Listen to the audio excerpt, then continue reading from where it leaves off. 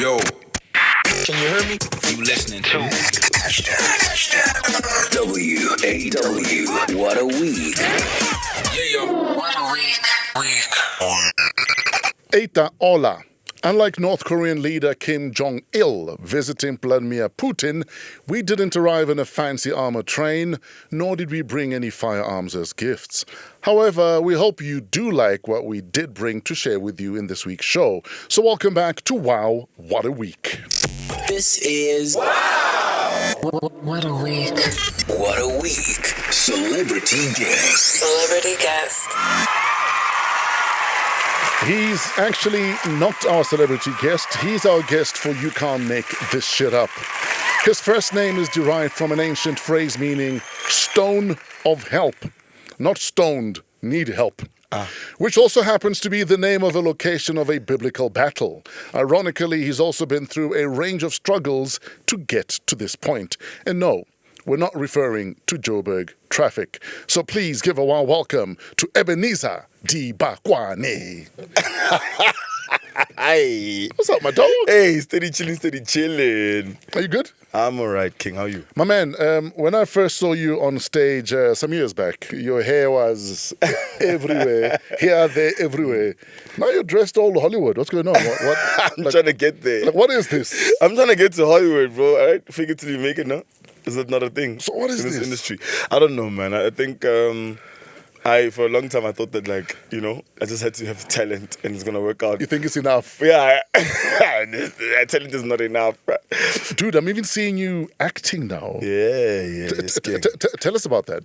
No, man. So I grew up in the church, right? Yeah. I mean, I didn't grow up in the building. You're not like a church I mouse. wasn't like the Hunchback of Notre Dame. No, but my Rub. Esmeralda. No, I grew up in a family that is church going. Yes, sir. So Sunday school plays, So Yeah. I've been acting, yeah. So you were on Netflix the other day. Yes, sir. Tell us about that. Oh, Miss Education, Brent Yes. Onion Productions did this thing, right? Which is a little bit full circle because my first ever television role was around 2016, 2017. It's right in Gubeni. Yes. It was a show called Tulino Tulani. Yeah. And so when they gave me this role, I was like, welcome back to the family, Absolutely. But like I need to say this to Reti and Kat. Guys, I hate Your camera's there. over here. Yeah. Guys, when you guys are like, yo, Mama, what you cooking? An onion that you burnt. Mama, what you cooking? An onion. You guys burnt the onion. Love you guys. You are trying to get other gigs, right? Of course. Okay, so stop roasting people's burnt onion names. Nah, I love it. Use it, don't use it. No, we family. Yeah? Yeah, for sure. How did comedy happen to you? Oh man, that's a very interesting way to ask that question, which I appreciate. Bro, a series of misfortune. Yeah. Grew up in Nelspruit, one of the first families, right? Okay. Born at Rob Ferreira. In Nelspruit? In Nelspruit. Okay. Lived my first month of life in White River. Okay. Just up the road. Yes. Came back to Nelspruit a month later with the first black people. What do you mean first black people? First black people in the street, second black people in the street. But the ones Oh, are as in government you're the people first, okay, so you're the first, second black family on your street. on the street. Okay. And then... But you're a on month crescent, old. And it's a crescent also. Oh, flip, so nowhere to run. If there's a lynching, No, we don't yeah,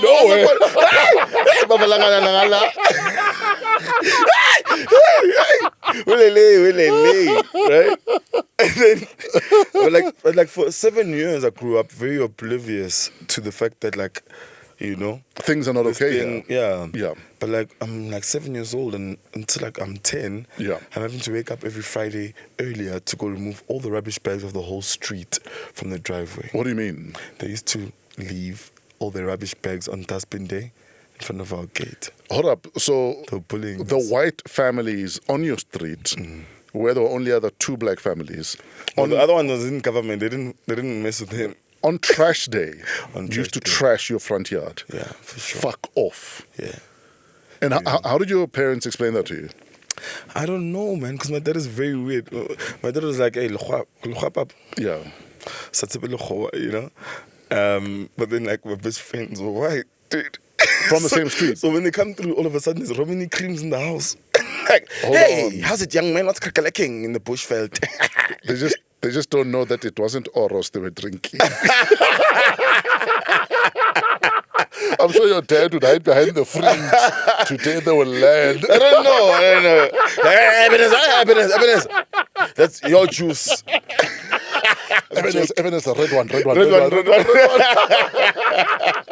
I'm joking. No.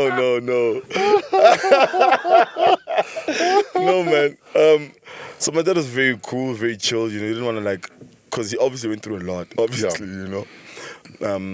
So then, yeah, man. And then, for me, even now, when I meet a lot of my bosses, Yeah. right, who happen to be of a lighter complexion. Sure. I'm always weirded out by when, what's your name? Ebenhaezer. All right, Ebenezer. I'm like, Ebenhaezer. I just, but I want the money, right? You know what I mean? Like, So why is it Ebenhaezer. so difficult for you to, you know what I mean? Yeah. So it's like it's a very emotional, tumultuous sort of journey. So it's consistent. But I'm like, so instead of being angry, because you don't want to be that guy, I laugh through it. I'm like, dude, Okay. I just said my name. Yeah. You know, I'm like, no. Nkla. Inshallah. Hey, man. All right, whatever, man. Who do I invoice? Who do I invoice? Your hand. All right, John.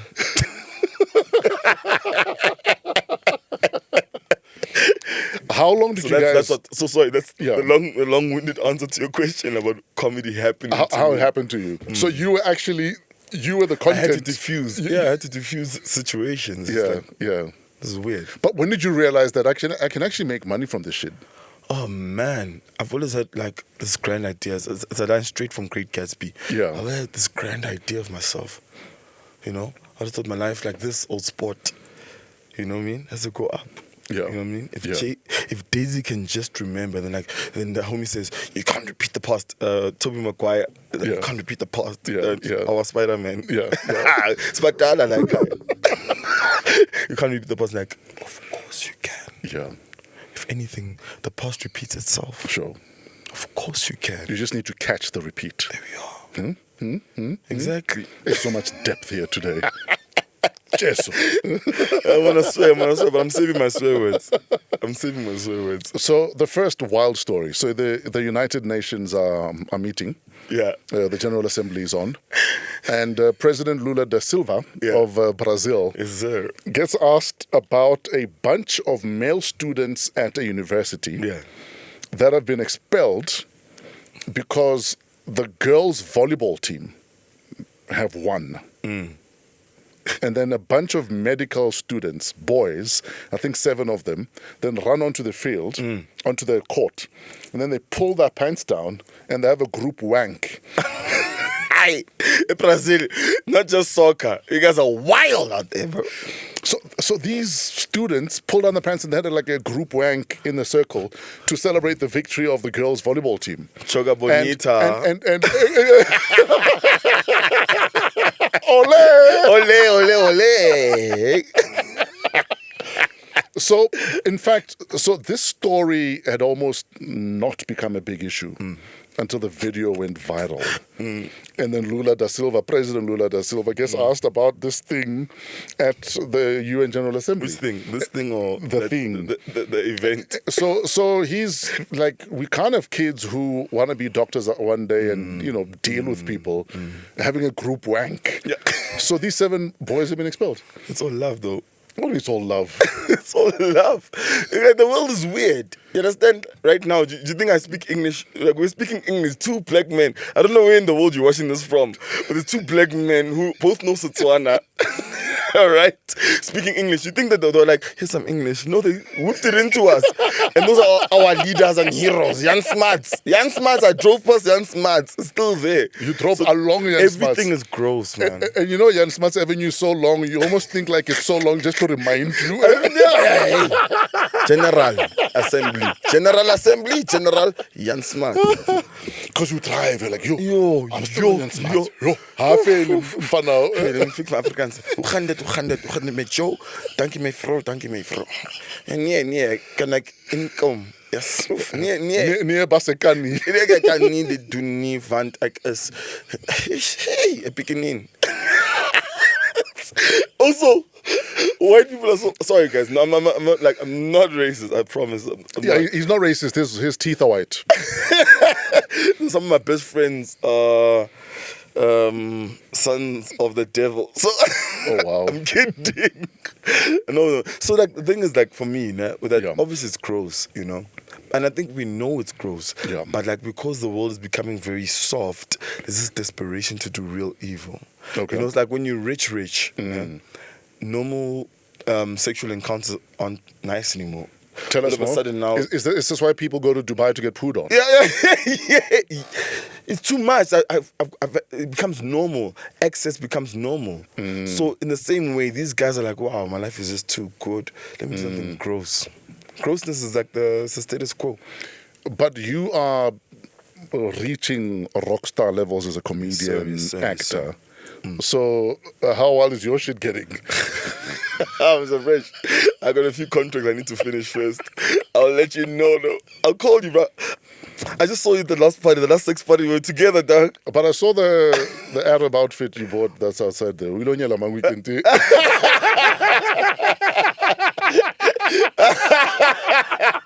I can eat it, come on up here.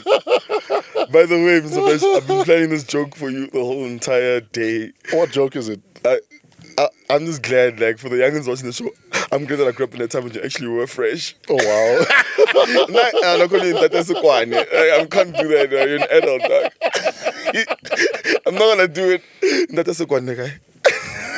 No, I'm listening. Let's hear it. Tata Sekwane, Tata Tata Sekwane, guy. Nyarutele. Not the sweet. Yeah. Company now. Oh, there's the hair, no.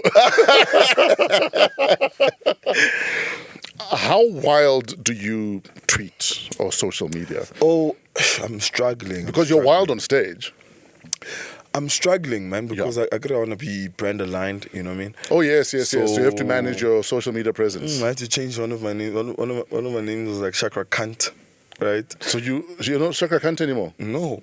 So Like now you identify as what? Chakra Zulu, right? But it was because of Chakra Zulu. And then I was like, Robot Boy, I love you, boy. So I didn't know that Robot Boy was... Mzwakhe Mbule's son. I didn't know that at all, right? Because he Okay. started coming, he used to do stand-up, by the way, guys, for those of you who don't know. Yeah. And then, so I had a name, Mzwakhe Bullshit. Oh, wow. I just felt Robot Boy distancing himself from him, like how Robot Boy He's like, why are you so robotic? Mzwakhe Bullshit. Oh, wow. Because it is, everything that we say, bro, is, I try not to pray in English even because it doesn't connect with my idea of the larger space. Okay. So I try to pray in my own language. Okay. Which is Pulana, I'm a Pulana boy. Oh, yes. From a Pulaning. Sure. So how would the prayer go? No. Yes, it's- Pulana. Oh, okay. Can I pray? Yeah. Do you mind? Now let's go. Papa, ke tla mo pele ga gago ka maoto le matsogo fela. Ka lerato, papa, ke leboga maatla a gago, lerato la gago le mogao mo pheleng wa me. Ke phela le kgone gore o nthuse, gore ke sepele pele. Ke fitlhe mo tshwanetse ke fitlheng gone. Ka lerato le ka thapelo. Okay. What if he doesn't hear us when we speak in Bantu? What if he's busy tweeting? It's like Gabriel, bring the translator, man. That's Hebrew. That's Israeli. No, dude, I once prayed. I prayed and I'm like, Lord, I feel like you don't No, see but at me. least you don't hear me. Sound a bit It's like in you're speaking Hebrew. Yeah, Oh, no, it's so he must like, correct. no, he's trying. Gabriel, make it happen. No, man, once I pray, I'm like, Lord, I feel like you don't see me. I feel like you don't give me attention. I feel like I'm left behind. And then the thunder cracked and it's like, and that's Jolly. So now you know Zulu for sure.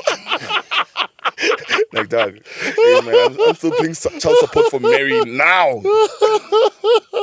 This honey came to heaven, dog. That's jolly.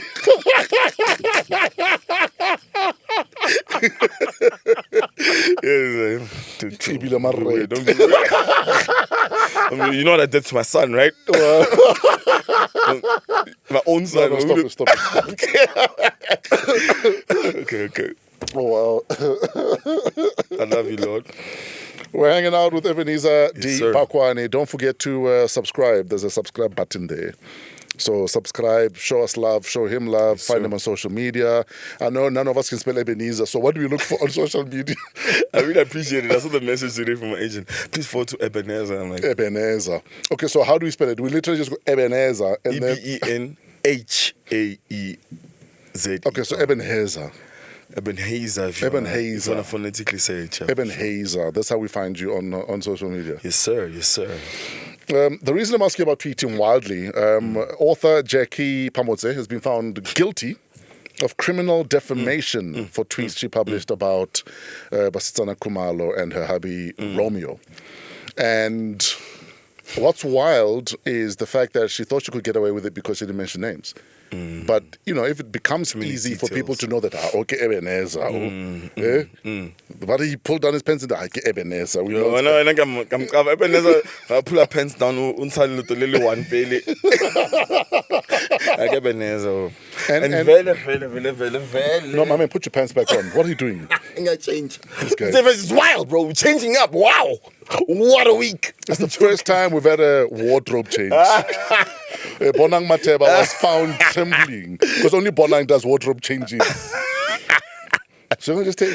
Yeah, bro, we out here. My man, is this a toilet? I think so. Let's see, my man. Don't take my money. My man, did you take your grandmother's toilet? I was like, I want to turn this into pants. And I put a tag on, Mr. Fresh. And I put an elastic in. It's hilarious. You should actually do this for a profession. Yeah, you know what the problem is? Your grandmother is like, now my kettle is cold. It's cold.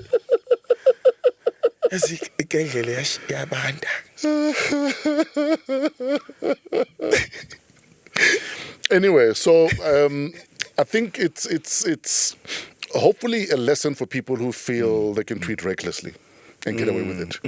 Because I think to add insult to injury, you know, even after the whole case was opened, then she writes a book, says I tweet what I want, sue me. Now it has happened, the NPA involved, you've been found guilty. In October, chances are you're going to be told you must go to jail. You know what, ne? And I agree for the idea of treating what you want. You know what I'm trying to say? I think that there's a very difficult space. But at whose expense, though? Balance, exactly. At whose expense? That is all. Yeah. That is all I'm trying to be like. You know, like, so even like when in stand-up by some of my friends, it's the best comedians in the country. Yeah. You know? All of my friends are the best in the world, actually. Sure. You know? I see you had Moja Klihoko, that's my comedy dad, bro. Sure. You know? So it's like, cool, you know? But like, it will be in front of like Caucasian audiences. Yeah. And you're like, yeah, because black people, you don't have to read. You know, and then I can't not speak about it. So I go on stage after like 10 comedians talk about what black people... I thought I was black. So hold up. So you go and defend... Now you must defend us. I'm like, guys, I thought I was black. You feel like you're the only white guy, you're the only black guy at the braai. Now you must defend all black people. So you feel like that on stage. I can't even eat chicken when I'm chilling with my white friends. I can't unless one of them orders it. I'm like... So what do you do when Watermelon walks across the stage?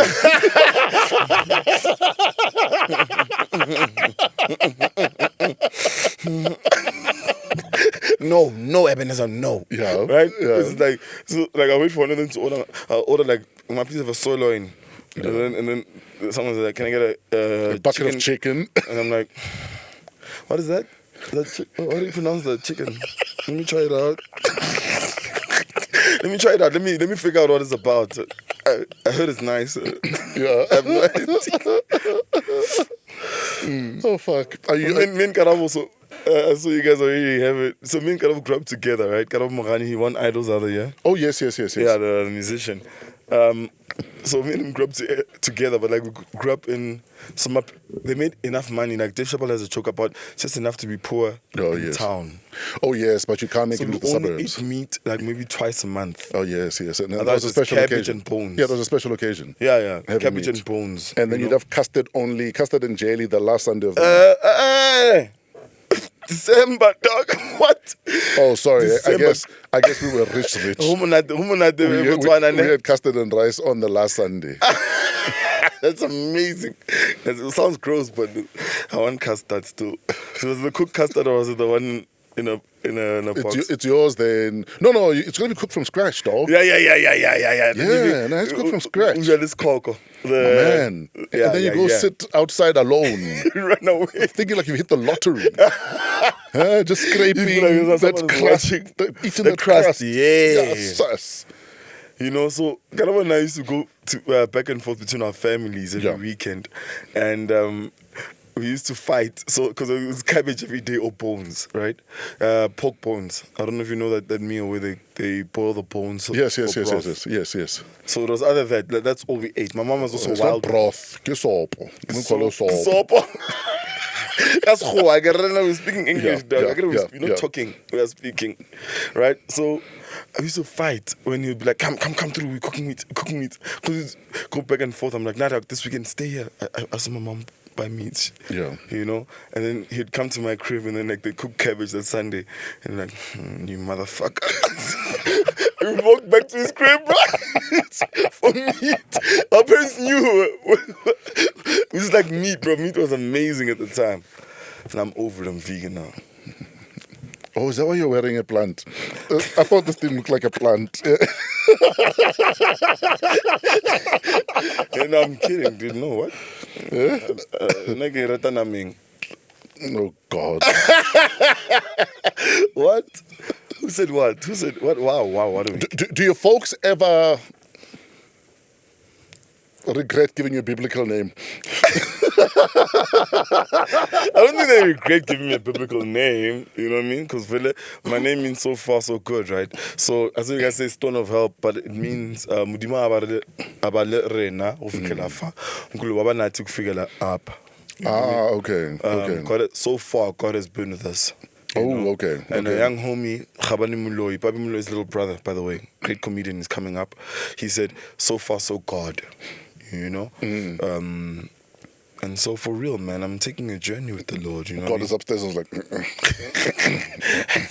that one. And I know God is hilarious. You know I know he's hilarious, no?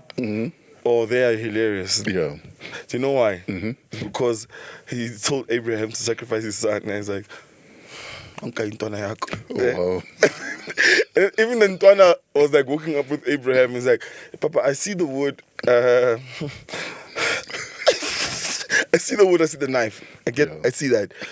Where's the meat? Where is the meat? Like a Norix ad, right? Where is the meat? And then he's like, and then homie put his kid on the altar. And like, God, like, whoa! I was kidding, dude. What? This guy loves me. He's talking to the angels. This nigga loves me. Wow, dude, chill. Wow, you crazy, man. Yo, Abraham, chill, dog. And I knew very early, like, nah, man, we're gonna have a nice walk. So I'm figuring it out. And 2,000 years later, we have Norix. Yeah. Where is the meat? Where is the meat? You can have a point. You are wearing a vandaag, baby. So there's a wild story of a bride who left her husband.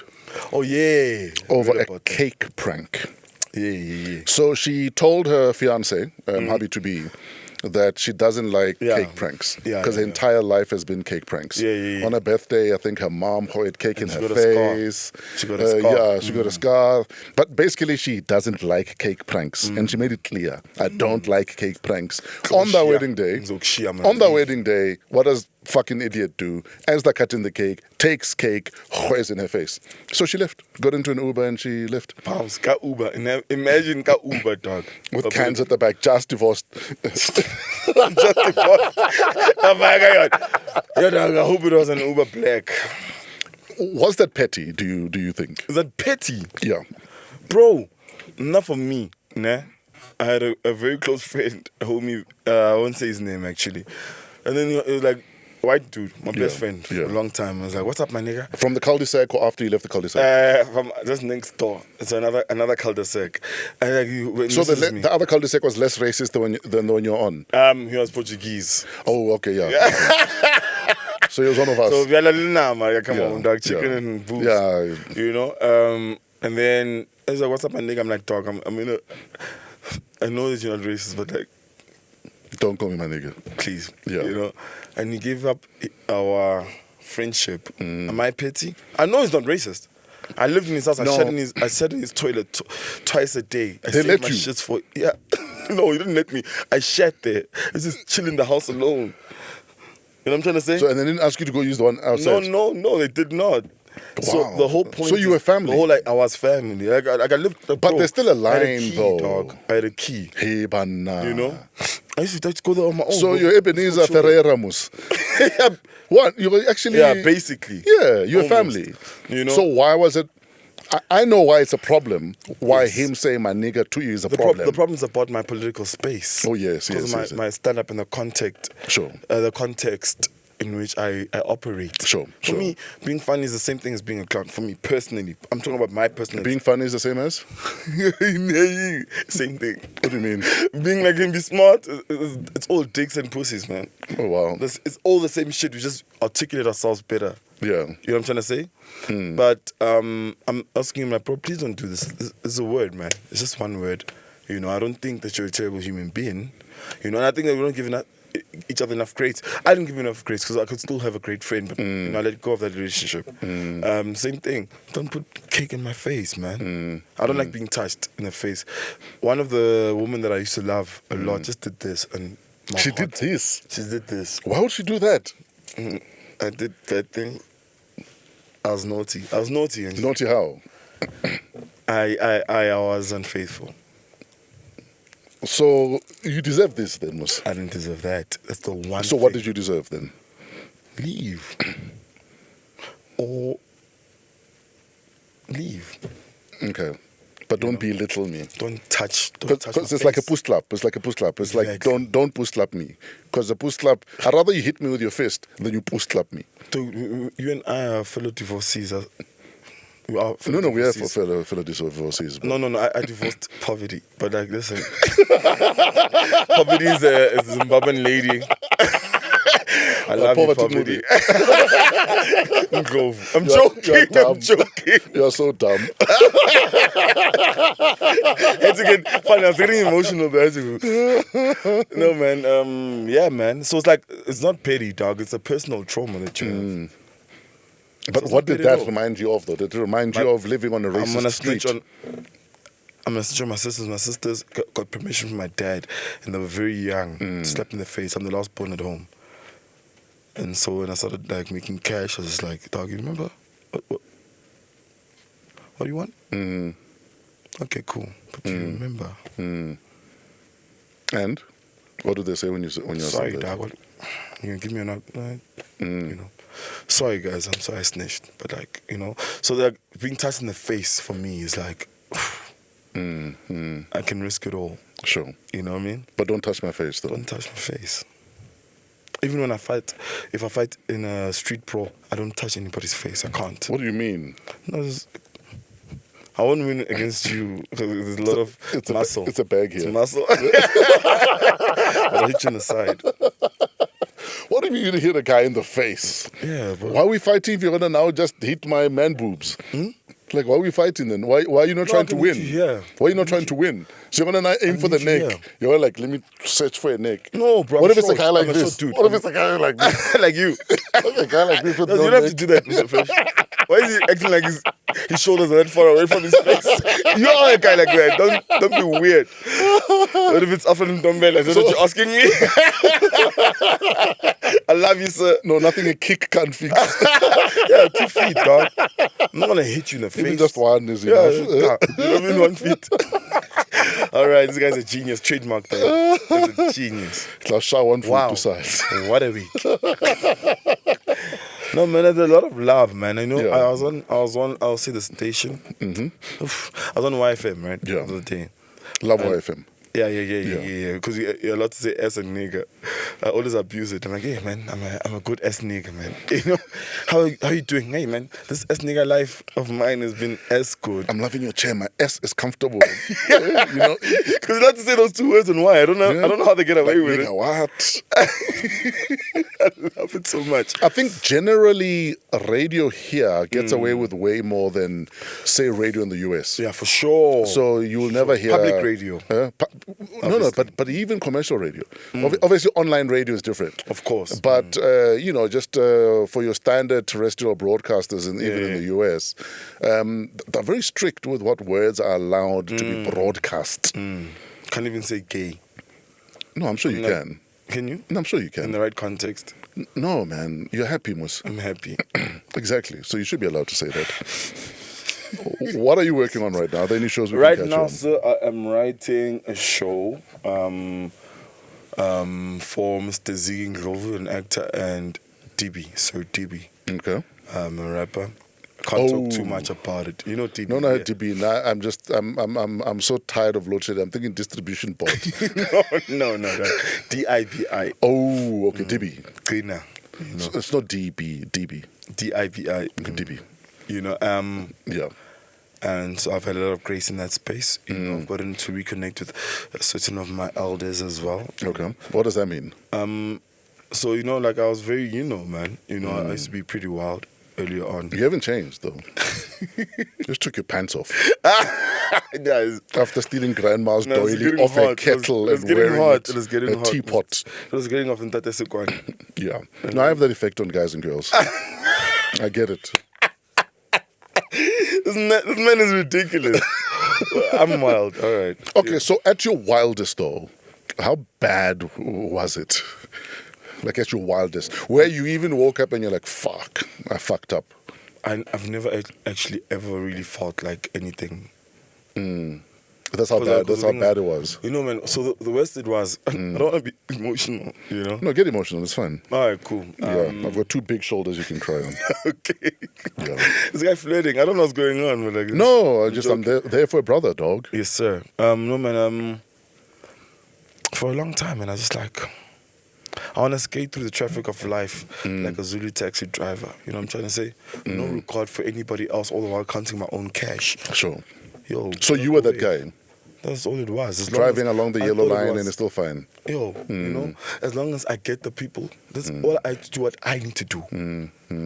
What I need to do, I'm doing. You know what I mean? Now I've already done that, bro. I've already done the greatest things that I'll ever achieve. I've got 2 Comics Choice Awards. You know what I mean? Like you know what I mean? I'm a self-denominated writer. Like it's like now I'm focusing my life. I'm looking outward, and so outwardly now I'm looking at their gaze, my kids. What do my nephews and nieces see? Cool. Let me be stylish. Let me be a cool uncle. Let me not be embarrassed. So at the time of your, I'd say, recklessness and selfishness, did anyone try to call you out? I did try, and I left. I just disappear. You know what? You're uncomfortable. Cool. Is there anyone you'd like to maybe apologize to? Everybody. That pulled you to the side and you were like, no, I didn't do that. I was like, dude, I respect what you're saying. Yeah. And I appreciate. But if you want to walk with me, let's walk. Yeah. You know? But you're not walking, you were driving on the yellow line. There is a problem. So I With no brakes. I apologize to everybody. You know? Everybody in my life, man. Even my own agent right now. Tabitha Hoy Forrest, Chris Forrest's partner. Sure. You know? I've made it very difficult for her to, you know... You know, it's one thing apologizing, but are you apologizing because you're going to do things differently? I am. Or are you apologizing just hoping for a little bit more rope?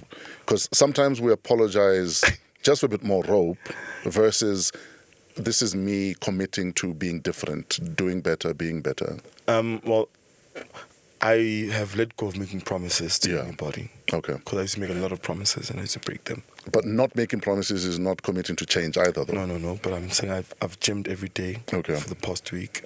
Okay. You know, been drinking water. I'm showing up to places sober, prepared, dressed well, clean shoes. I never used to clean my shoes, remember? Yeah. You know, clean shoes. What do you want to Or see? your hair. Oh, my hair. I'm cutting my hair right now. I'm only like growing it. That's why I'm wearing hats, because I'm trying to get my hairline back. Because I've been going to the You've been barber shop braiding. every Oh, I day, thought you've been braiding. and they keep on going back. I hate that, eh? And you always tell him, my dude, Bro, just leave don't it go here. back. But they insist. They'll take the little razor thing. Yeah. The menorah. I'm like, why is he here, bro? This nigga's over here. And I'm like, you know. I also need to go home and look at myself. Sure. What did it cost you, that behavior? You know, It cost whether me a lot of money, man. Just Yeah. money. And whether it's money or roles or money, castings. relationships, trust. Yeah. You know, because you got to earn trust. You know. Sure. But by the grace of God, man, that's why. You know, I cannot act like this is just me, bro. You know, the last time. So, for those who don't know, the first time I met Mr. Fresh on Tatesekwani, right? We had a show with Somizi. Sure. At Metro. On Metro, I just yeah. come from drinking. Yeah. And I smelled of of wood flame. Yeah. He smelled of braai and of yesterday. And I was lit, you know. Yeah. Fortunately, you guys carried me well, you know, gave me a lot of grace. No, because we So that's- we brought you there to make you look good and sound good. Yes. So it was in our And you interest did. to. But in hindsight, maybe we should have called you out. Maybe we should have called you out. Maybe. You know. So I was talking about why, and the lady said to me, the producer lady, she was like, you'll never, like an old cartoon Western guy, you'll never work in this town again. Yeah. Like, you'll never. I'm like, all right, I don't really care. You know, I had to say my piece. Sure. Because they were like, hey man, so when did you figure out like that you are funny? That's why I'm like, when you said comedy happened to you, like I really appreciated the way you asked the Sure, question. sure. And like, no, so who is Ebenhaezer? Like, then I made a mistake and I swore. Like, I don't know who the fuck Ebenhaezer is, bro. It's a dumb question. Don't Sure. do dumb shit, bro. Sure. You know, like, then they cut the interview short, like, you'll never work here again. What happened? Netflix put a spot, and I walked past the office. I'm like, no consequences, no regrets, no regrets. Is back. You know what I'm trying to say? So I'm not trying to live like that anymore. I'm trying to, like, you know, I want to apologize to you too, ma'am. I don't even know your name, but, you know, I'm very sorry, bro. And I'm very, not apologetic, regretful. Sure. And I'm remorseful. Everything has to change now, Mr. Fresh. Everything. So you're committing to doing better, being Chilling better. now. Look at my vein. And unfortunately, veins are also for another reason. They might be good because you've got a fucking syringe in your back pocket. I don't know. So don't show off your veins. But so this is you committing to yourself. To myself, to my family. That you're going to love yourself more and better. Myself, my Yeah. family, my lady. Sure. And my art. So I'm practicing now. I'm Sure. studying. I'm training. You know what I'm trying to say? Sure. Everything is changing, Mr. Fresh. I hope so.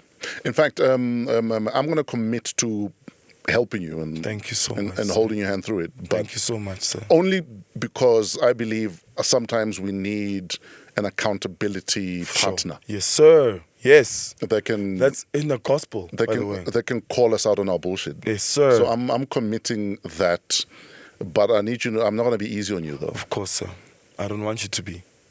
I don't need no But I more also friends. need I've you got to. enough friends, But I sir. also need you to sign a disclaimer that Mpama once in a while is allowed. I'm saying, no! Wow! What a week! What a weekend! What a wow! I promise it'll not be more than one a Sharp. month. Okay. It won't be more than one a month. Sharp. Look in there. But when it comes, it won't be a warning. All right, It'll just be like the lightning there. Sharp. Let me get my lawyer in. Can you get my lawyer? Is my lawyer outside? You guys leave him outside? All No, right. remember you told him to fuck off. You guys killed him. You guys killed him. Remember you lost everyone.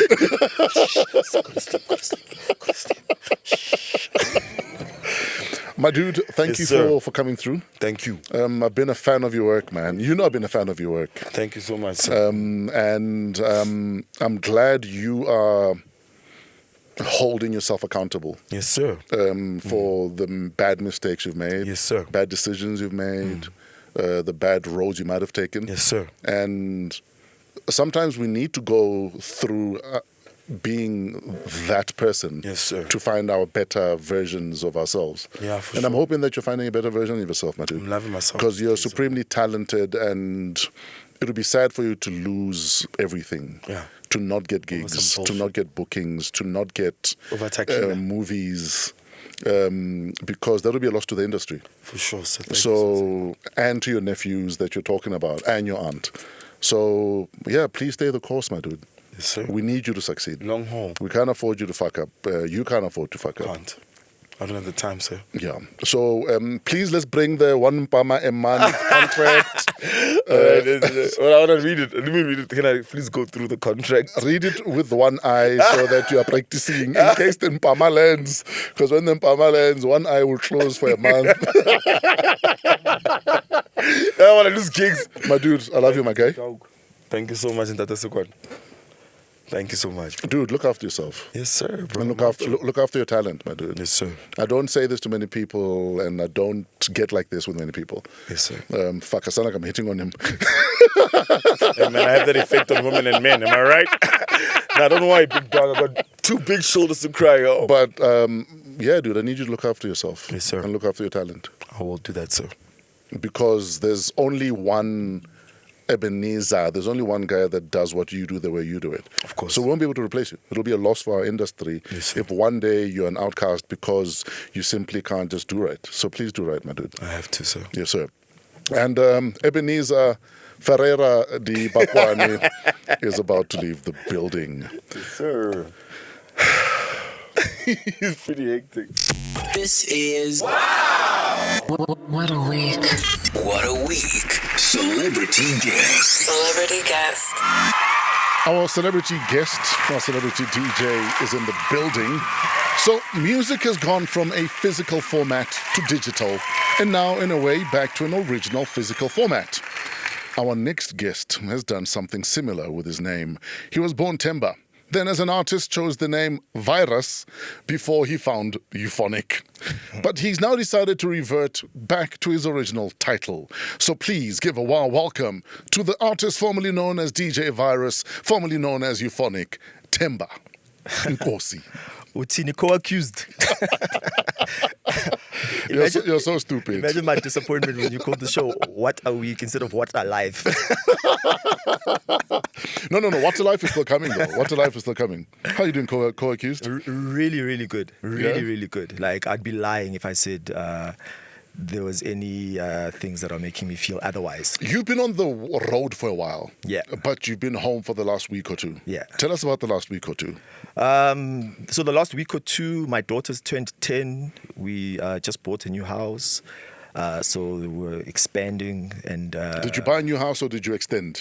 Bought my neighbor. Pelawa Black. Yeah, bought my neighbor. Oh, flip. So you extended the compound. Yeah. I wouldn't call it a compound. It's a compound. That compound makes people ask questions. Call it a compound. But yeah, man, and I've had a very, very blessed last couple of years. So what we did is, it was my daughter's 10th. It was umsebenzi wokubonga abantu abadala and also ukuvula umuzi. No, man, isn't that this coming week? No, bro, that was this past weekend. Fuck You off. had an invite and you No, didn't come. fuck off. I thought it was this coming No, week. bro, this past week. I'm leaving this weekend. Me, I'm out this weekend. Do you know it's in my diary for this coming week? I'm out this weekend, dog. So I missed the whole thing? Yeah. Oh, wow. What, friends like these. Who needs accusers? I mean, friends like this, the last thing you need is an accuser. So you're feeling good, you're feeling blessed. Man, I'm like super positive. I actually don't think I've felt like this in my entire adult life. Yes, sir. Funny enough. And I think everything that I've been doing since the beginning has led me up to this point. And the funny thing is, I was actually thinking about this the other day, when I was just counting like my blessings. Yes, sir. I literally have been DJing since I was 14 years old. Yeah. I haven't had another job outside of music or house music. I've never had a 9 to 5. When it was unpopular for me to drop out of varsity to do and chase my dream, like people were like, man, you're crazy. This industry is not respectable. DJs aren't respectable. And I'm literally turning 40 and that's all I've ever done. And now it's not just on a local level anymore. I literally have the entire world at my fingertips. So it's crazy, like very, very blessed, man. You know, it's weird because I've been doing talks at primary schools. I've been literally chatting to grade 7s who are obviously about to leave primary school. Yeah. And I tell them the exact same story, that at your age, I was starting to DJ. And because of perseverance, staying the course and persistence, and also just being, what's the word I'm looking for? Be consistent at what you do and just be unrelenting. Yeah. That's all I've done. Yeah. It's crazy. It's the wildest thing. What's even wilder, though, is these kids asking for autographs and not for pictures. Yeah, it's crazy. It's like, where do you learn about autographs? You're like 13, you're 12. The world is definitely not what we think it is. Yeah. I can tell you that. And I'm talking from the point of view of someone who literally like is in a different country almost every day of his life and seeing and experiencing like totally different things. And like that's why like I've also like, people think that because of the rape accusations that Sure. like, I pulled out of the South Africa. Or they think you're lying low. No, I'm definitely not lying low. Yeah, If you just yeah. follow me on the other things that I'm doing, you'll know. You'll understand that you're flying higher than you've ever flown before. Higher. Yes. And it's all very exciting. What do you say to your kids about the fact that you're on the road often and they see you maybe once a month if they're lucky? My kids think I work at the airport. Are you for real? Because every time I'm out, I'm like, okay, I'm going to the airport now. So they think I work at the airport. And I think, you can't compare the past to today. But in the past, like in the rural areas, at my time I used to leave and they'd go to the cities to go work, go to the mines to go work, go wherever they used to go to go work. I'm the same. Like I get on a flight, which in my head is a bus. Sure. I go to Europe, I play some tunes, I come back and I'm home, I bring back the bacon, and that's what it is. So also what I think is very necessary is for kids to know that Sure. you have to work, and working isn't nice. Like go out there and work. And sadly, as much as you might want to say to them, your lifestyle is because of my hard work, you also don't want them to feel bad about the lifestyle. Of course. You know what I mean? So, you work hard, you set the example, and you hope they understand one day. Yeah, and I mean, like, I don't give my, I don't give my kids, listen, they have everything that they could want, but they don't get it easy. Like, Sure. there's no soft, because the reality is that, like, we don't live in a world that accommodates anyone who's soft, because Sure, anyone who's soft gets pushed in a corner. Absolutely. And then you have to basically live your life according to what the world dictates to you. I remember thinking my dad must hate me because I wanted a pair of Nikes. And I remember my dad saying, I can buy you North Stars. If you want Nikes, you must work for your Nikes. Yeah, exact. And as a result of that, from about the age of 13, 14, 15, I learned to hustle money, whether it's washing my uncle's car or helping at the shop so I can get the Nikes. All meaningful things, man. Like, the reality is, like, look at South Africa at the moment. I don't know this. I stand to be corrected. They said 60% or 67% unemployment rate. And I can tell you, like, yes, it's difficult in this country. But can you imagine if your dad was easy on you? You wouldn't... You're trying to find another way to do things, because you'd be reliant on your government, on your parents, on your schools, on your church, and unfortunately, like, you can't rely on anyone but yourself. And I'm glad, like, that I had that level of teaching. I mean, like, we joke about it all the time, and it's really not funny that had it been somebody else accused of rape, they would have killed themselves. Because like that is something intense. And the fact that you are able to stand on your own 2 feet, a lot of people don't like that, because you aren't part of the status quo. Yeah, you didn't crumble or collapse under all of... You know what I mean? So all of the weight. Yeah, it's you literally have to be hard on yourself and teach yourself how to be strong in this world, because like nobody's out here looking out for you. And I think that's a fair question to probably ask yourself as a parent. If you were to drop dead right now, would your kids survive without you? Most people wouldn't. Would your kids survive without you? Based on what you've taught them, based on the values that you've instilled in them, based on the relationship they have with money, based on how you've taught them about money. You don't have to look far. You just need to look around you. You'll see that like most people wouldn't survive. They wouldn't survive. Yeah, most people wouldn't survive. And for some reason, we think because we're busy, let's spend money on the kids and they'll forgive us for how busy we are, and not teach them that you still need to work fucking hard for this money. No, bro. I mean, like people are like, I don't Netflix. I don't know what's going on in Generations. I don't know what's going on in social media. Like, I don't know what's going on in a lot of things because I'm so focused on what I'm doing. Tunnel vision. And if you look at anyone and everyone that is focused on those things, like, those things are distractions to distract you from living a life where you can stand up and be like, man, this is what I'm going to do, and this is how I'm going to do it, and this is why I'm going to do it. Now, when they're like, there's load shedding, the only reason you're crying that there's load shedding is because you can't binge watch on Netflix. Instead of being like, man, I need to be in the studio making music, I need to be working on my projects, I need to be, you know what I'm saying? So a lot of people are very, very distracted.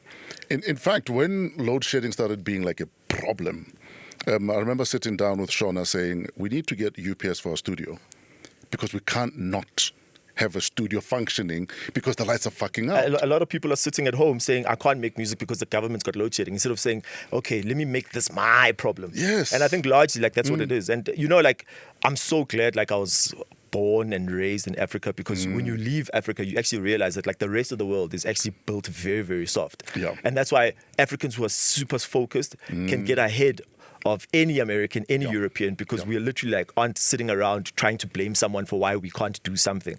You know, you're always like finding the next, okay, fine, this is closed, let me find the next thing. Okay, this is not happening, let me find the next thing. So basically you're saying African resilience is a superpower we sleep on. 100%. Because if you, in fact, if you look at the Africans that are succeeding abroad, they're always a step ahead of the American counterparts, the European counterparts, because you're African.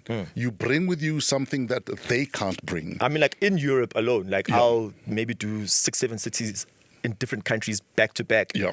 A kid in Europe is like, how can you even do that? Yeah, absolutely. And I'm like, where I come from, I do 7 gigs a night. in order for me to do 7 gigs a night or to do 7 cities, it means I'm on a bus. Yeah. You are on a train, on a plane. Like, it's so easy. Everything is 45 minutes apart. You know what I'm saying? So that like, side. Yeah. Like I have no excuse. Yeah. You know, and I know like the other day one of my friends was looking at my schedule and is like, man, you're gonna kill yourself. And I'm like, look where we come from. Yeah. Like, we're here now. I don't have time to slow down or to like be like, oh, I'm gonna pace myself with this thing. It's time to run. Gotta run. And you know, people look at your schedule and forget that about 7-8 years ago, Durban July weekend, you're doing like 6-7 gigs like, a night. Me, this guy in Kent built this shit. Like guys don't even understand how DJs moved from playing 2 hours to 1 hour. We are the ones that orchestrated all of that, because we're like, it's our fault. In one night, if I can do X amount of shows, why not? There came a time we were doing like 12 shows a weekend. Because I remember when we started insisting that I'm only playing an hour, there was pushback initially from a lot of promoters, from a lot of clubs, from a lot of venues who said, just an hour. Before you knew it, everyone is playing an hour. Exactly. But now, the problem is like, and this is the problem with a lot of things anywhere in the world. Like when I started DJing, Fresh was one of the people that like I looked up to. Sure. And luckily I had access to him. And I asked questions. Tato, why did you do this way? Why did you do this way? Why did you do this way? The problem with kids now is that like they're not even asking, why did you guys do this way? So that they have like a holistic understanding of, oh, this is only done this way because it suited this guy in his personal capacity and not because it was good for the industry at large. Because your career is still tailor-made for yourself and no one else. Exactly. And some of the decisions you make might not work for someone else. I mean, I remember when we moved to 5FM, I was telling the story the other day about how the sad thing, especially with us, Bodaki, is we wait for Themba to do something. And because Themba makes it look easy, we think, Nati, we can do this. Yeah. We can also do this. I mean, I remember when we got to 5, majority of our naysayers were actually black folk. Yeah, exactly. And then when we made it work, they're like, Nati is fine.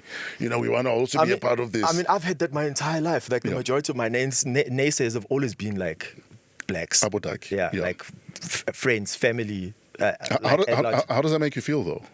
It makes me feel that you're always trying to prove friends and family I'm not trying wrong. to prove anything to anyone anymore, dude. Like I think I stopped back in the day. Like now, I literally I feel sorry and I feel pity for the people that don't get it, and I also don't even try to explain myself to anyone anymore, because I just know that like what I'm supposed to be doing is so much bigger and so much greater.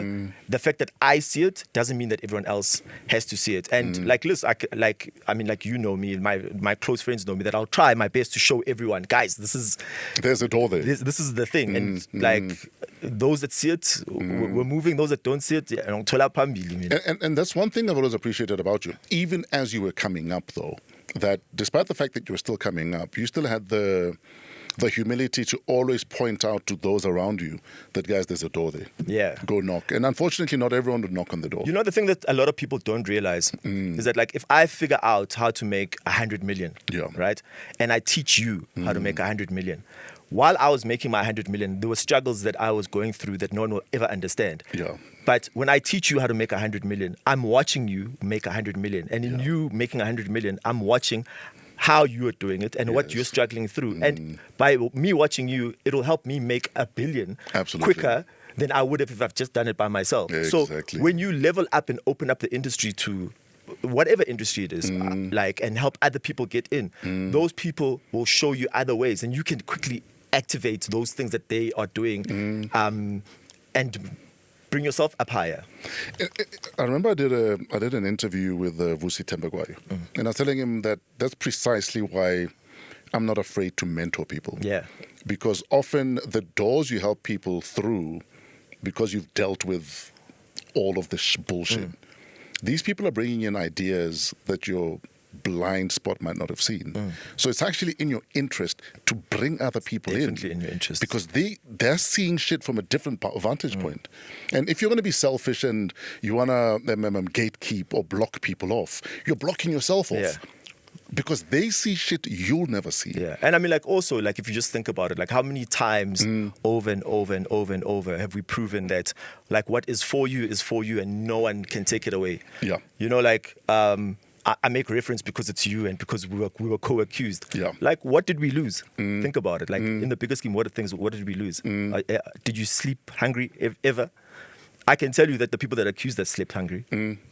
I can tell you other people who were like not sure to whether to believe or not to believe slept hungry. I've never slept hungry. Have you slept hungry? No. Are you still DJing? Probably more than you used to before. I'm playing everywhere around the world, doing things bigger and better than I was before. So when things are for you, and I think also, like, I blame us for finding ourselves in that situation because I actually remember it very clearly. We're on top of the castle. Yeah. Like, can anything come at us that will take all of this away? So Yeah. the quality of your questions when you ask yourself, like, because God doesn't work in a give me love, and then he's like, here's a bundle of love. He puts you through situations that are going to show you that, like, you are loved. So when you ask God, like, how strong am I? Yeah, He he'll puts you show through you. situations that show you that, like, how strong are you? And I mean, like, what more than a rape accusation and surviving that can you prove to you that how strong you are?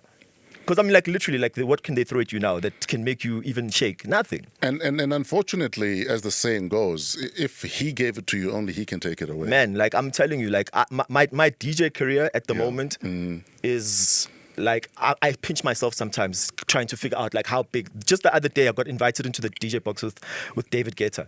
Like, Yeah. I when I was here in South Africa, it's not something that I would have ever expected. It's something that was totally far away from me. Absolutely. Now it's happening. Now you're colleagues. Yeah, I'm playing Vegas, Dubai, Ibiza, all the territories that I could have ever wished to play at. I hardly play in South Africa, and not because, like, people don't want to book me. I've closed my office down in South Africa, so you can't even book me. The only people that can book me in South Africa are the people that know me. They know where to find and you. know how to get a hold of me. Am I working on Euphonik? Yeah, I'm still working on Euphonik. Sometimes he gets booked. Yeah, it's two different projects, you know. So, I mean, like, I don't know who to make reference of. I think probably the person who's got a lot of different projects is Diplo. He's got Diplo, he's got Major Lazer, he's got Just You. Yeah. All of them are different projects that stand alone individually. And, like, yeah, when They he's in the serve DJ different box, it's purposes, the same yeah. guy, but Yeah.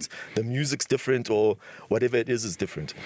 I remember when we were going through our fire, and the feminazis were like, yeah, he's even changed his name to Themba. No, he man. thinks we won't find him. No, man. After you laughed, how did you feel about that ignorant comment? No, the thing is, like, I've been through the types of situations like that enough to know that, like, people are going to think whatever they want to think. And I'm also definitely not the kind of guy that explains himself to anyone. Sure. Like me, I do my thing. If you get it, you get it. If you don't get it, and you're not close enough to me to ask me the question, you'll never know what I'm doing. So, I mean, like, people around me know that, like, I started working on the Themba project, like, late 2016, and then, like, full steam in 2017. So by the time, when was this thing, 2021 came, like, I was already, like, hardly here. I was already living in Ibiza during the summers and here during the winters. What informed the decision to come up with the Themba project? Because I didn't want it to be something that was far away from who I am. Like, I think Euphonik means a pleasing sound, and I didn't want to come up with a completely different alias. And I was like, Sure. literally, like, when I came up with Euphonik, it was because in South Africa, this is the playing field. In South Africa, the music's more open format. So, like, a DJ can play from hip hop to house to deep house to amapiano to whatever. You can literally play whatever you want. And overseas, they're a little bit more snobbish. They want to Sure. know, what do you do? Who are you and what are you? What do you stand Yeah, for? and what do you stand for? Yeah. So, I mean, even now, a little bit, I'm changing the way people view that overseas. So, the Themba project was literally like, I've done everything as Euphonik. Sure. I don't want to play at another Ultra. I don't want to play at another Spring Fiesta. I don't want to play at another H2O. I don't want to play at another Taboo. Like, I've done all of those things to the max, to the heights. We've been on radio. We are on TV. We've done everything. And I was like borderline bored of what I was doing here. So I was like, okay, let me go and experience something else, and let me just go as me purely and just be like, this is what I want to do. So that's what I'm doing with the Themba project. Did it ever get frustrating at how quick or how slow the overseas market took to Themba? Or did you have a plan and you knew it would work? So basically, like, I had a 5-year plan, Yeah. and I think in 2 years we achieved what the 5-year plan was, and then COVID hit. So COVID definitely like slowed things down. So the only thing about that was frustrating for me at the time was just the time period between COVID, during COVID. Sure. But other than that, man, like, you know, like, I've literally like in South Africa, Fresh, Chris, Vinny, Glenn, Maluka, Oskido, those are like the guys that like know this thing backwards. And if you've sat and studied any one of these individuals, you'll know what you're supposed to do, how you're supposed to conduct yourself, how you're supposed to treat other people. Sure. So like when I walk into a space overseas, I'm very confident about what I'm doing because I know how to behave and how to act. And also, like, it's not just me being like a smart DJ. Like, I go to conferences, I go to IMS, I go to ADE, don't I stop go learning. to Miami Music Week. Like, I don't stop learning. I'm a nerd for this industry. Like, I'm a nerd for this business. Like, I literally was spending 2016, 2017, 2018 living in Ibiza during May to October. Making no money. Making no money, going to clubs just to study how a DJ walks into a DJ box, how a DJ leaves a DJ box, how a DJ like hands over to the next DJ, how he starts his song, how the night is opened, how the night is closed, how the clubs run, all of that. That's all I was doing for those couple of years. So like, it's definitely no mistake. And like anyone that's going to be like, oh yeah, you only did it because you have got, I don't have time for it because I know. In fact, many are saying it was on the coattails of Nutty that Themba succeeded. What do you say to those Nutty people? didn't even know what Ibiza was before I told Nutty what Ibiza was. Yeah. You know what I'm saying? Nutty found himself being booked by Seth Troxler to play at DC10. Sure. And I was sitting at 947 doing a show, and Nutty called and he was like, I'm playing at this place called DC10. I need some music. And I was like, you're doing what? Yeah. You know, because like I'd gone to Ibiza before, you know, so like we've all definitely helped each other in one way or another. And yes, of course, the guy is a South African. The guy is one of my friends. So if my friends aren't opening doors for me, Who like, must do who that? must Who must do that? Who must open doors for me? And why should you be ashamed? Because you can't open a door for someone who's not ready to walk through the door, unfortunately. But also in the same breath, Nutty's opened the door for A a ton of lot people. more other people. Who And stepped on it? With me, it must be that snake that I have at my house, I guess. Absolutely. I often laugh when, I've got a friend who's a bodybuilder and people says like, yeah, you're like that because you're on steroids. Put steroids on 10 guys and then just sit down and watch TV. No, nothing's going to happen. But if you're willing to put in the work, you will grow. The problem, Tato, is that like a lot of people, unfortunately, like even people around us are built very weak. And when weak people don't understand why strong people are strong, they come up with excuses for them. That's why in South Africa, it's like, this guy, he's only successful because of Twele, he's only successful because of his friends, he's only successful because he's got connections. Like, got a snake. but if you've got so much information and you know that this guy's only... You've got the secret. Then why don't you do it? You've got Do the it. secret. Why aren't you a millionaire? You know what I'm saying? Like, Why aren't you succeeding it's like, in yeah, your they're part of circle? the Illuminati. That's why they don't let other people in. And then you look at you, like, if it wasn't for Fresh, there would be no Kent, there'd be no Euphonik, there'd be no Themba, there'd be no Cleo, there'd be no Dino Bravo. There'd be, like, all those people wouldn't exist. So how are you not opening the industry? If it wasn't for me, there'd be no DJ Clock, there'd be no Prince KB, there'd be all these people that, like, I was supporting on the My House radio show on Sunday nights and giving the platform. Whereas I could have just been like, this 3-hour show is mine. It's all mine. And I'm going to use it for me and for no one else. And that's precisely how the Mad Half Hour started on YFM. It was my mix at the beginning of every show, my mix. Until Iggy Smalls one day came to studio and said, I'd like to mix on your show. And I let Iggy play and people loved it. And I was like, fuck, let me let other guys play. You see? And before I knew it, 5 years passed and I didn't. You could have just been like, I'm not going to. It's my show. It's my show. If I'll I'm gonna do the play, if I'm mixes. going to, if I'm going to play a song, it's going to be my song. Absolutely. You know what I'm saying? Like, so people aren't understanding, and like, guys, like, we're conditioned to be built weak. So make yourself strong.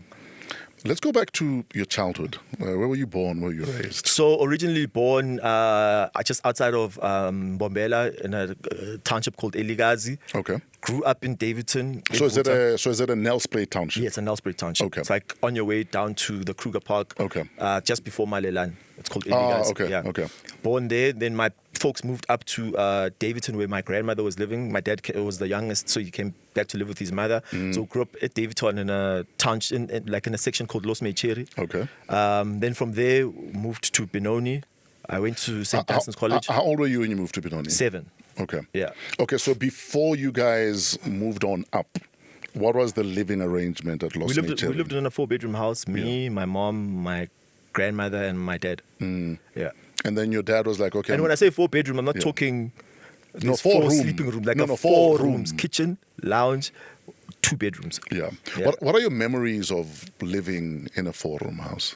I don't remember much of it, but we still have the house, and I can Yeah. tell you that, like, I can see why my parents moved us out of there. Yeah. Based on like the people who are my friends from there, what they've done with their lives, and I'm not saying this in a bad way. I'm just like, environments really condition you to be a specific way. What products of our environment? Yeah. Even your friends, like if your friends aren't ambitious, like stay away from your friends if they're not ambitious, you know. They say you're the sum total of your 4 closest associates. Yeah. Apparently. Yeah. So the 4 people you hang out the most with, wherever your life is right now, chances are that's the And that sum thing is total. true, man. That thing is so true. That thing is so true. If the 4 people around you are losers, guess who the 5th one is? You're the loser as well. No, seriously, like, all jokes aside, it's so true. With all due respect, of course. Yeah. Okay, so you guys relocate to Benoni. Yeah. So that's the house Ma is still living in right now. Yeah, Ma's still living in Benoni. Yeah. So tell us about, all of a sudden you're in a white neighborhood going to a very good white school. Yeah. The transition for yourself, do you remember that period? I don't, because Yeah. when I started going to a white school or model, I was 7 years old, so I didn't know black, white. You didn't know any better. I didn't know Yeah. any better. Yeah. But what I can tell you is that, like, when I look back in hindsight to what that did for my music career, it's insane, because we're still going back and forth in the township. So, like, I was listening to whatever the kids in the township were listening to. Yes. I was listening to whatever my parents were listening to, and I was listening to whatever the kids in school were listening to. So my musical taste was very eclectic. Sure. And there's been periods where people have made me feel so bad for having like a very broad and eclectic taste in music. And I'm like, actually, this is me, and there's a reason why this is me. There's a reason why I understand like all these different genres of music and how I'm able to implement it into what I do. If you remember the Ultimix at 6, it was literally like black beat with a white vocal, and that's how we made white kids love black music and black kids would like white music. And in fact, I think that background is precisely why it was easy to transition from being a mixed DJ on, say, a YFM and going to 5FM. Yeah. And I often argue the same thing, that if I didn't go to a primary school with kids from 40 countries or a high school with kids from 50 countries, I don't think I would have been the same DJ on 5FM that I was. Yeah. You know, and unfortunately, like a lot of people are brought up easy, and a lot of people are brought up very, very tough. But embrace that, because when you do look back, sooner or later, you'll actually realize that like this was just training for what I'm doing now. It's a foundation. I mean, like, I remember this time we did like a crazy, I don't know where we were coming from, but I think we were playing in Witbank, and then we had to make the Swaziland border. Yeah, we played in Witbank, and then we had to go over the mountain, past Barberton to go to the Swati border. So we border. played in Witbank, and we had to make the Swaziland border. Yeah. Logistically, it was psychotic, and we shouldn't have agreed to do it. And I look at like my schedule now, and when somebody else looks at it, like it's like, but this is psychotic. Why would you even do this? And I'm like, I've done worse. this. I've done worse. So, I've done this in a car. So this is actually easy for me, because like, no, this is simple. I'm just gonna hop from here to there from here to there, and then this is my so all of the things that you do today are actually like things that are preparing you for the future. It's also like just my entire ethos about like me and my personality is like in whatever I'm doing. Like Yeah. from watching the likes of you and everyone else. Like I remember being on 5FM and having been called into a meeting at 5FM and they were like, you need to do things this way. And I was like, no, what you guys are not understanding is that like I am Euphonik and 5FM is one of the things that I do. So I'm not Exactly. 5FM's Euphonik. So I can't abide to the ethos of 5FM. I need to abide to my ethos. So but Yes. if you I'm want me bringing Euphonik to 5FM. yeah, so if you want me to change me to suit 5FM, then I have to leave. Sure. Because whether 5FM is here or not here, I'm still going to be Euphonik. The same with And you can't dilute the that. same being with being at 947, and the same with everything else that I do. Like there's very few people in this country, in the world actually, that can stand on their own 2 feet and not be pushed down or pushed over. And I think like if you are like working for a platform, make sure that you build yourself using that platform to be able to stand on your own 2 feet, because at one point or other you're going to have to leave that platform. Do you know what I'm saying? Like think about you. Like you left YFM, it wasn't nice. Sure. You moved to 5FM. You left 5FM on your own terms. You went to Metro. You left Metro. It wasn't nice. When you left 947, it wasn't nice. But why were you able to survive? You were able to survive because I've done this thing before. Sure. You know what I mean? And I've built goodwill and I've built a name. We're laughing about just last year the fact that I probably gigged more last year than I've gigged in a while, and haven't been on radio in 2.5 years. Yeah. But because you've built something, you've built a name people can actually bet on that I can call this guy and I'll make money. Yeah. That shit still feeds you. Yeah. And remember we used to talk about it, that would we get gigs without radio? Remember we discussed about 10 years ago, we used to have those conversations about 10 years ago that, fuck, without radio, would we be fine? And we haven't had radio in 3 years almost. More, like to the extent where last year I turned down 2 radio shows. I turned down a radio show in Ibiza. Yeah. I turned down a radio show in France because I'm just like I don't need it. when I want to do it, when I'm ready to do it. Right now, I'm still like, there's things that I'm working on that like I need to achieve before I jump on. Because when I do jump on that platform, like I'll know what to do with it at that time. It's also just like having that understanding. I mean, like I've been like, dog, get back on radio, and you're like, no, not now. I'm not ready. Because you know that like, when you are ready to go, you know exactly what to do with it. Absolutely. And I mean, I was supposed to get on radio in March. And I remember saying to them, I've got other shit I'm working on. Unless you're going to let me do my shit and the radio show, it's not going to work. Yeah. And now there's more shit I need to do next year. So I can't be on radio next year because there's more shit to do. And I love the fact that I can say no to radio. I thought I'd be sad about it. Yeah, but I'm actually fine and I with mean, like it. I'm like, listen, guys, like what people don't understand is that no one hates you more than your family. No one hates you more than your closest friends. No one hates you more than the people from the hood that you come from, because no one wants to see you get ahead or to achieve your fullest potential. So learn to stand on your own 2 feet. Absolutely. I mean, like, just think about it. Like, in South Africa, when somebody is doing something amazing, what do we say? Themba uhambile, yo, he's gone. Yeah. And like when you actually unpack that for yourself, like when you say somebody uhambi, why don't you just say congratulations? Sure. But when you say uhambile, you're actually saying usishiyile thina, Sure. usishiye kanjani. And then when you fail, they're like, vele bekacabanga ukuthi Yeah, uzoyenza kanjani ngoba thina Manje usishiye kanjani sekawile ubuyile like us. Do you know what I'm saying? And like that's why I'm saying that like you literally need to work yourself to a position where you can stand on your own 2 feet and no one and nothing can shake you. And do things on your terms. On your terms, or always. fully on your terms, and know that like I'm going to do this and I'm going to be able to stand by this. And even if I get questioned or even if I fail, I'll fail knowing that like this is the thing that I wanted to do. And unfortunately, especially in our industry, a lot of people's movement is dependent on other people. Yeah. That unless I have a sponsor, unless someone angfaga, unless SABC give me a gig, unless MultiChoice give me a gig. And the attitude needs to be, I'm a train, at 10 p.m. the train leaves the station.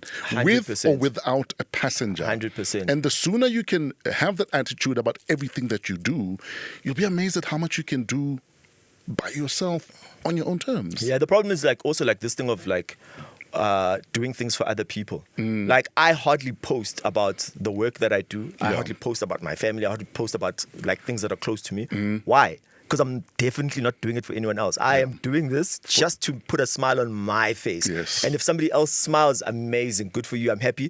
But it will always be just for me. Like, I'm not going out creating content because I'm trying to impress anyone else. I couldn't care.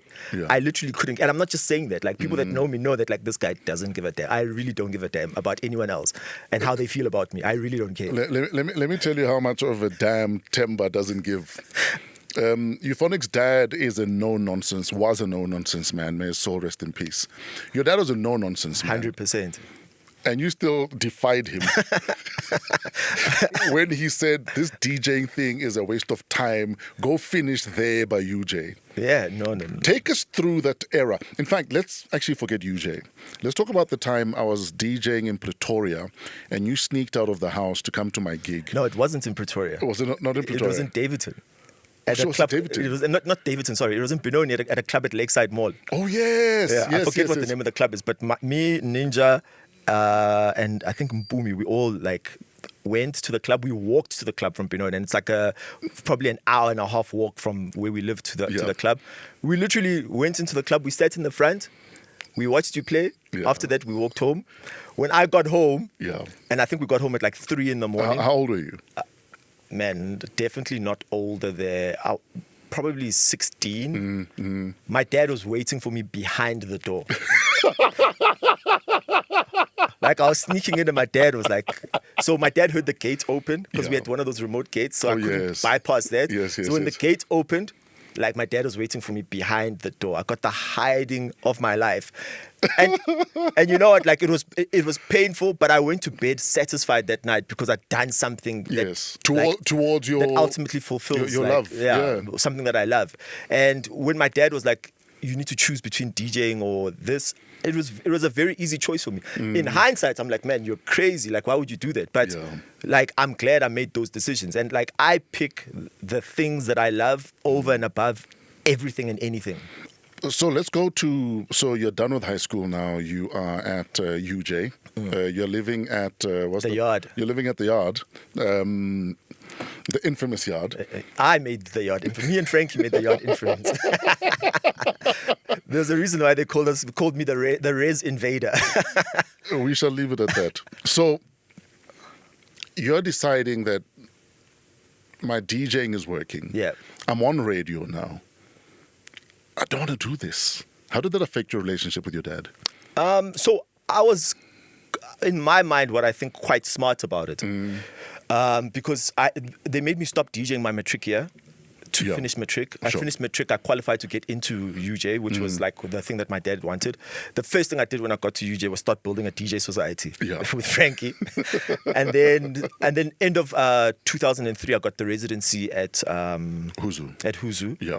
And already it was working because like I was actually making very decent money, like even in my teens, like 250 a week, like a weekend. It's a ton of money for a teenager. It's like a lot of money, man. You know. And then when I started playing at Huzu, I was like, I mean, like I'm gonna call the number. I was making 70K a month back then. Yeah. And I was like, if varsity's 12 grand, 70 minus 12 grand, like, nah, man, I'm out. I'm out. So I said to my dad, listen, can I have the invoices for the university? And he gave them to me, and like the next week they were all paid up. And he was like, how did you pay for them? And I was like, no, I made some money from DJing. And at the time, they didn't trust me because they thought like I'm definitely selling drugs or doing something that's like not upstanding. So did that, paid for the second year. Because like at the time, like I mean, like even today, like I have like hardly any use for money. Like and you'd bought yourself a car already. Yes, bought myself a car. I was living at the Yard. Like I needed for nothing. You know what I mean? So I paid off all my varsity, and then second year I was like, I'm out. I'm like, it's paid off for the year. I'm dropping out. You're not losing money, so I don't know where it hurts you in your pocket. I'm your dad, damn it. So just leave me to do what I'm. And I tried to explain it to him, and I was like, you know what, like. There's people who are working and I'm making more money than those people that are working. And even if this fails in like 2 or 3 years, I'm still young enough that I can go back to varsity. So why waste the time? So what I started Why waste this momentum that I'm on? So what I started doing after I got kicked out of home is that I was like, okay, I'm not going to stay at the Yard forever. Okay, so what? So you were kicked out of home. Yeah, out. How did that conversation go? No, it was very simple. My dad was like me, like it's this or that. Yeah. He was like, fit in or fuck he was off. like, la, Yeah. abantwana abahlala la kulendlu le bayafunda. Yeah. Abantwana abangafundi abahlali la. So wena if uyazazi ukuthi awufundi, awusahlali la. Yeah. So you'll figure yourself out. And I was like, okay, cool. And my mom, Were you sad? Were you glad? man, I had to do what I needed to do. I understood because like that's been the talk in my entire family since. Yeah, but what emotion did you feel hearing him say that, though? No, I mean, like the one thing that he did say at the end, he was like, we'll just wait for people to come back with their tails in between their legs. And I was like, that's never gonna be me, man. That was the conversation when I left for Joburg. Yeah, I was like, that's never gonna be me. My mom was like, man, like, just listen to your dad. And I was like, ma, like, this is... Not this time. Yeah, not this time. So what I did do, though, that like made him and made them comfortable is that like I started exposing them to the world of DJing and like what it was about. And when they started hearing my name on radio, yes, I introduced them to you guys. Like I remember your folks came to one of our parties at Vaka. Yeah. I was standing at VIP there, and our parties at Vaka sometimes go wild. And I sat at our table there watching your parents, because my worry was, I'm worried. So I spent half of the night watching your dad, watching the party. Yeah. And I was like, whew, at least it was... No, it was chill. I mean, like afterwards, because like I was like, okay, I'm not going to stay at the yard forever or like do DJing forever. So I started investing in property. And what I was doing is I got him involved in it. Like I'd save up money. I'd say, here, I've got this money. Can you please hold it for me? Yeah. And that's what I was doing. Like, sure. And So you involved him? Yeah. And then when I was ready to buy a house, he was the guy that like paid for it. Yeah. Yeah. Okay, so you made him see that this is the money that's coming in. Yeah. But I mean, like, it took a long time for them to figure out that, like, okay, this is actually legit, and he's not just like selling drugs or doing things that like aren't above board. So you lost dad a couple of years ago. During COVID. Yeah. Tell us about managing a loss of a titan like that in your life. I mean, for me, it's like that is one of the people that I've known my entire life. I don't know life without those people. Bar the 2 or 3 years where we were not getting along because of being a DJ, that guy was my guy. Like, he knew everything. He knew about girls. And he was a dude, man. Yeah, he knew about, like if I was doing anything weird, he'd like, just come tell me first. You know, so like I'd went to him for advice on everything. Like, he'd advise and show me the way on anything. I could speak to him about anything. Like if something good happens to me, he's one of the first people that I'd pick up the phone and call. I remember when we'd sometimes laugh at, you'd have a girl problem and we'd talk about it and you'd tell me what your dad said about it. Yeah, he's the guy, man, you know? So when I lost that guy, like I literally like, I remember like, because he was sick for a while. So thank God, like I was able to watch him deteriorate, because if it was just like an instant thing, I don't think I would be okay even today. Sure. I watched him deteriorate. I even remember saying to him, man, like you've done enough, it's cool, like don't worry about us, go. Like everything is going to be sorted. But watching him deteriorate, as you're calling it though, where are you drawing strength from to keep going? From him, because we're still talking. And to also show up for your mom, because obviously mom now is about to lose her guy. No, I mean, like when I say that guy is my guy, like I'm the type of human today that I don't even need to pick up the phone to call my dad to download anything, because when he was alive, he literally downloaded everything that, like, so all these situations, like, this is what happens when this happens. When this happens, this is what you do. Sure. When you go here, this is what you do. Like, so all of those things are things that, like, I'd already, like, known, would say, okay, when it's his time to go, like, I mean, he told me 2 days, put me in the ground. In 2 days, he was in the ground, you know? So, like, I knew everything that needed to be done. So spend time with your family and friends, guys. Like, and that's where, like, I learned a lot about love. Like, if you say you love something or you love someone,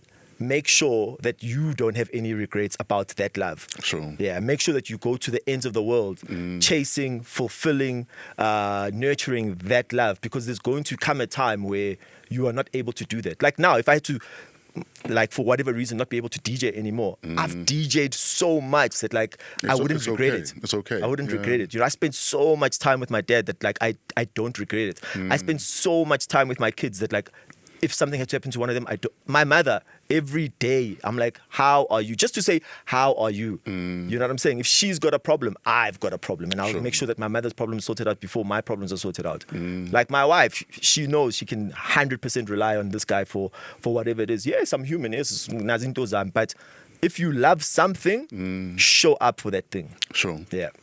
What did your folks say when it's all over the place that someone you've never ever met is saying you drugged her and you raped, or might have raped her, were the words? So my dad was gone at that time. My mother was just like, what is this? Yeah. She's like, oh, okay, he listened to Zin, okay, shut out. Because my parents know me. They know my character. They know the type of human being that I am. And they know that, like, so I've got that relationship with my parents that if I'm ever going to do anything wrong, they'll be the first people to hear about it. Sure. Yeah, so it wasn't that much of a in fact, in my entire family, it wasn't that much of a thing. It affected me, and the reason why it affected me is because of how I viewed myself. Sure. I was like, I would never do that to someone. It's not a position that I would find myself in. It's not a thing that I would do, period, you know? But also, like, what's confusing is that, like, who is this person and why is this person doing the thing that this person is doing? You know, but as you learn, like, why all of this is happening, you actually remember that, like, it's, number one, it's the quality of questions that I asked to God. God, what could possibly bring me down? Sure. And God brings you the thing that could possibly bring you down. And Sure. you're like, okay, so I need to stand strong and I need to be able to fight this. And over and above standing strong and fighting this thing, you have to still carry on. My dad just passed away.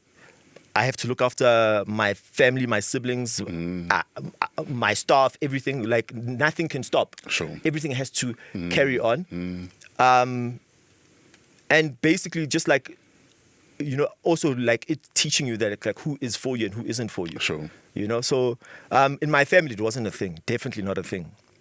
When did you realize that this thing might be orchestrated? Because there reached a time where I'm like, no, man, this thing must be orchestrated. I mean, like, when the cops were calling us to try and, like, be like... Well, we assume it was cops. Yeah, we assume it was cops. You know, yeah. it was phone calls, someone saying, we can make this go away for 20 grand. Yeah, like, for 20 grand, I was like, no, I'm not. Like, this isn't the thing. I'm gonna fight this thing to the very end. Sure. Mind you, we're still fighting this thing. You know what I'm saying? But it was just, like, it was just weird, the whole thing, because you're like, I've never been in a B&B in Pretoria. Sure. This girl, the way she looks, is not someone I'd look at twice. She's not your type. Definitely not I my wouldn't type. touch her with someone else's dick either. So, like, also just like the like drugs, I've never taken a drug in my life. Alcohol, I've never abused alcohol in my life. So all these things that, like, people were saying are things that, like, I'm like, this is not me. Sure. So, like, yes, it hurts that, like, this is said about me, but this is definitely not me. And it's easy for anyone to believe because, man, you are, I'm going to call it, balls deep in the industry of sex, drugs, and alcohol. So this is plausible. And anyone that looks at our lives is like, these guys are banging girls, living the high life, fast cars, assumingly taking drugs. And I'm like, I can tell you now with everything that, like, no one can build the types of careers that we've built and be on drugs and be on alcohol and live recklessly. No one. No one. And survive. And you've seen people come and go, and we are still here, standing strong, doing the same thing that we stand for. And they will still come and they will still go. Yeah. And still find us doing this thing. But, I mean, like, from what I could see, like, there was just somebody very smart who figured out a way to get budget for GBV cases or GBV, whatever you want to call it, and had figured out that, like, okay, who are the people that we can target? Let's find someone who's money hungry enough, dumb enough, psychotic enough to be able to want to back and be the face of this thing, and we'll give them all the money in the world, and then we'll find, like, voices of reason in all the other ladies that were behind this thing. And that's how they were making money. I don't know. I stand to be corrected. I have no idea.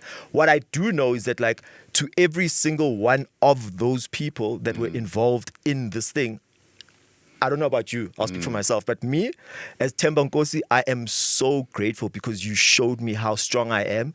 You showed me how resilient I am. And you showed me how actually God is still like keeping me for bigger and better things, and it's proof in my life today because of the things that I am doing. So Sure. yes, it's upsetting and fuck you, but also on the other side, thank you so much, because like if it wasn't for you doing that to me, I wouldn't have realized how great I am. You'd be coasting along. Man, I imagine I'd still be here. I'd still be doing like things that like are like very average in hindsight. Now instead I'm like flying like higher than I've ever flown before. Like I look at you, I'm like, I get upset that you're not on radio, but like in hindsight, like you're actually doing. You're not supposed to be there. You did your time. It's gone. You're doing things like where you're inspiring other children to do what you've done. So like, and if that hadn't happened, you'd still be doing the same thing. Absolutely. So yeah, it was a necessary push in the right direction. And I wouldn't be farming like I didn't even know I had a green fingertip on myself. Man, listen, and with me particularly, it's shown me that like, like I am South African. I'm from South Africa. Everything that I've done has been in and around South Africa. And if I'd gone overseas, it was always because like I'm coming back to execute in South Africa. Sure. Like I'd go to Miami, research, and then come back and execute in South Africa. I literally this year probably have done not even 2 or 3 shows in South Africa. So it showed me that like I actually don't need the entire country. And I say that boldly and I say that strongly. Sure. Not don't need as in like I don't care for the people, because there are still a lot of people in this country that love and support and come to my shows overseas. But what I'm saying is that like things happen to and for you to show you that your comfort zones are just that. They're just comfort zones. So get out of your comfort zones. And for me, what I'm doing now, for one person to be like, man, I'm inspired by that, is my job done. Sure. Because also, I'm not a politician. I'm not trying to change South Africa.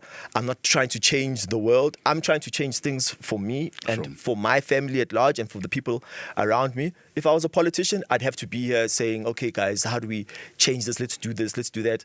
But I'm not. So I'm not here to try and save anyone else. I'm not here to, like, even the term role model for me is like, wow. Like, I'm an entertainer. If I inspire you, good. If I don't, I'm just a guy that plays tunes, makes tunes, buys house, lives my life the way I want to live my life. I bother no one.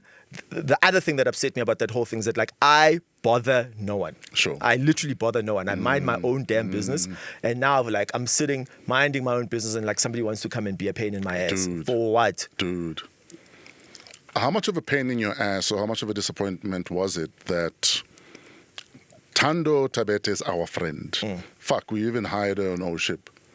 And then she goes and tweets that, listen, I'm willing to pay for your legal fees.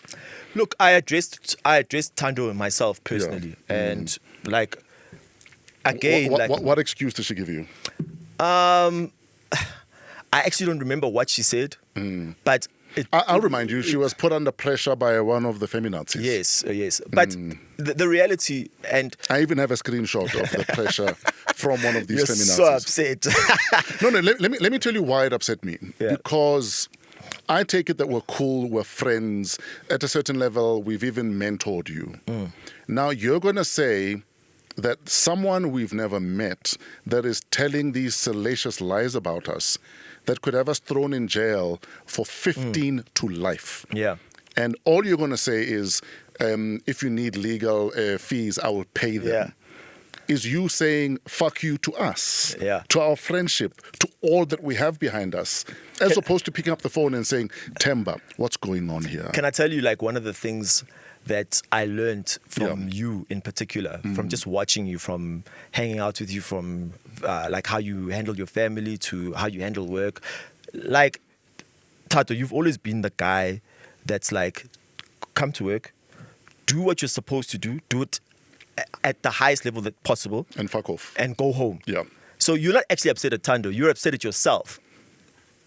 Because that is a lesson that you've taught everyone around you but have forgotten to take it upon yourself. So when I look at this Thando Tabete, or anyone in fact, that believed or wanted to believe or was against or whatever, I'm literally like, I couldn't care, because you are part of the weakness. You're part of the weakness. You want to do things to appease the next person. Oh, it's cool for everyone to do this. Let me do that. Sure. Oh, these guys. So Thando Tabet's never actually liked you. She's never actually liked me. And now she's got the opportunity to actually show people that she actually didn't. Sure. So why are you concerned?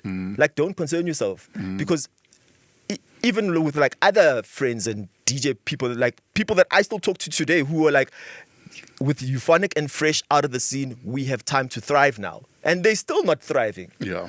Do you know what I'm saying? Oh, So, yeah, like, I remember those two DJs. so you can't be upset. Like, all you can do is literally laugh and literally like look, because like I don't show my life and I don't show anything about my life, and Sure. so no one will actually see like how bad or how good I'm actually doing. But I can see everyone's lives because they're actually showing, and I can tell you that people who show a lot of their lives actually suck, and people who need the validation of the audience, of the crowd, like I feel sorry for those people. So like my answer to that question in a very long-winded way is not just Thando Tabete, but I feel sorry for everyone. Yeah. We are out of time. Well, we're not out of time, but we're being told we need to wrap up. And you've got a school pickup Yeah, I've got a school pickup in now, 45 12, minutes. So what's next for Themba? Because, I mean, you've been busy, you're on the road, you've got 5 kids to raise from the airport since they think you work at the airport. What's next for you? Like, I mean, you're living your wildest dream right now. Right now I'm living like the ultimate wild DJ dream. I travel so much, I see so much, and what I can say is that like I've got a notebook and I'm going around the world and I'm making notes. Because all my wildest dreams and all the things that like were goals, I've crushed them, and I didn't think beyond those goals. You didn't have a what next? Yeah, I didn't have a what next. So I'm going through life now, like, like reassessing like what it is that I do want to do. And like God is showing me so many different things. Sure. And I just need to decide which one of these things do I want and like. Like in the summer I live in Ibiza. I've got a house in South Africa. I want a house in Miami. Like I'm still going to carry on DJing because DJing is the thing that I love the most. Feeds your soul. Yeah, it feeds my soul. Yeah. But like literally, like I know I can do anything and everything that I want. So it's just literally I just need to decide. Sure. And yeah, I'll do it. Has Ntsiki Mazwai paid you your money yet? Hey, you love this. Ntsiki hasn't paid me. Ntsiki says she doesn't have money. How much does she owe you? I think like 200K. What, in legal fees? Yeah, in legal fees. Okay. She says she doesn't. Like, also Ntsigi, I feel sorry for all these people. Like, I honestly feel sorry for Ntsigi because, like, Ntsigi, I met through Spectacular when we did Urongo back in the day. Yeah. And, like, Urongo was so big. So, like, I did something so big for Ntsigi.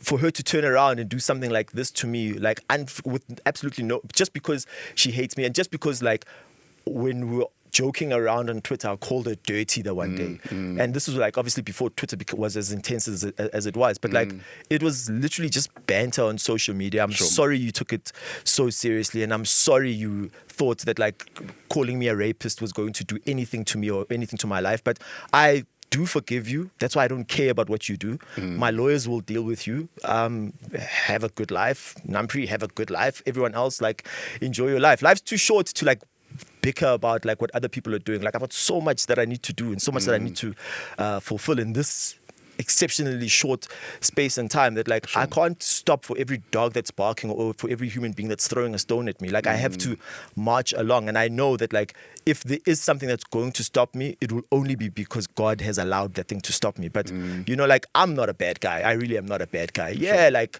I've got izinto zami, but I'm not a bad guy, and I won't allow anyone else to make me out to be a bad guy, because I sit, I reassess, I look at myself, like, how many times have I called you out for call him out? I'm like, dog, this and this and this. No, Themba's one of the first guys who will call me and say, listen, no, not that. You know what I mean? Like, and I appreciate that. Yeah, about you. So like I call myself out. So I know I'm not a bad guy, you know, so like, and I'm not expecting anyone else to understand, because people are generally like cowards are always looking for strong men to fall. Like they are. That's why they're cowards.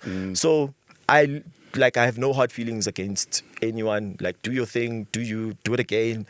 And the thing is, like, like my parents have been like such strong support systems for me in my life. Like to the extent that like if I lost something, they're always like, if you lost something, it's because God's making way for a bigger thing to come. Sure. So, like, when I lost things in my entire life, I was always just, okay, there's definitely something Something's bigger. coming. And it Something's always coming. has. Yeah. And it always has. And it always does. Mm. You know, so like, you actually need to pray and hope that like people take the things that you consider as big away from you, because something bigger actually does come. Absolutely. Yeah.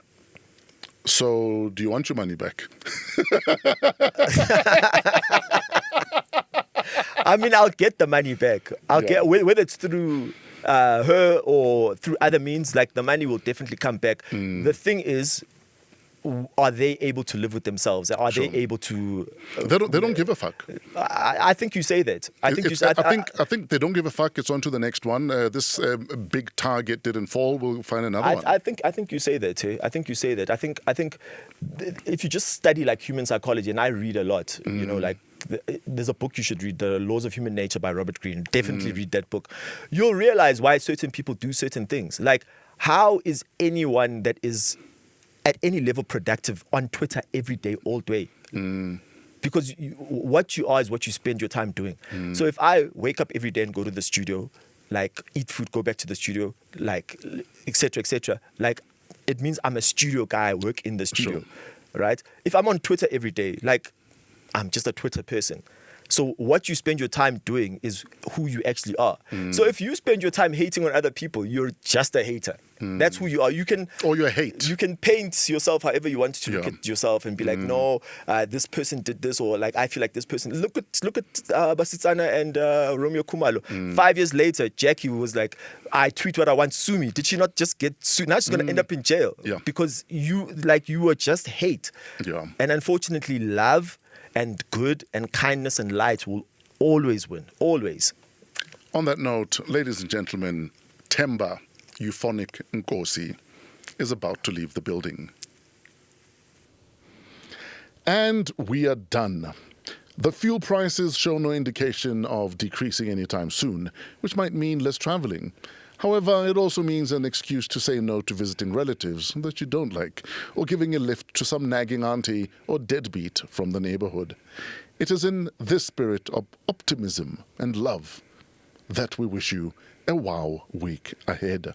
From AMP Studios, we wish you an incredible week. Shout out to Africa Podcast Network, Pezulu works for the cinematography, all of our audio imaging courtesy of Otis the Floor Fraser, and our guests today, Themba, aka Euphonik, and comedian Ebenhaezer Dibakwane.